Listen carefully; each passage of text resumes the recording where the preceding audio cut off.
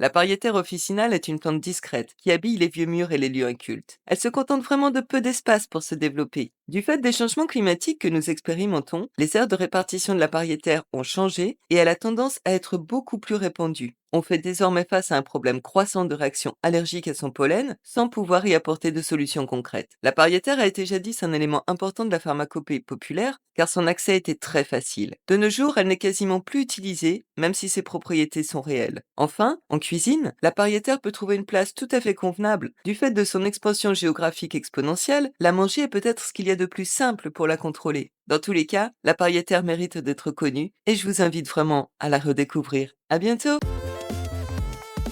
Aujourd'hui, nous allons nous intéresser au chêne. On le surnomme aussi le roi des forêts. Le chêne est un arbre symbole de force et de longévité, pilier des forêts tempérées d'Europe et d'ailleurs. Reconnaissable à son port imposant et ses feuilles lobées typiques, il joue un rôle crucial dans les écosystèmes. En France, entre 30 et 40% des forêts sont composées de chênes, ce qui en fait l'arbre le plus répandu sur le territoire. La France est le deuxième pays exportateur de bois de chêne derrière les États-Unis. Le chêne, c'est un terme qui désigne environ 600 variétés, parfois très différentes. En France, il y a 9 espèces de chênes autochtones. Le chêne appartient au genre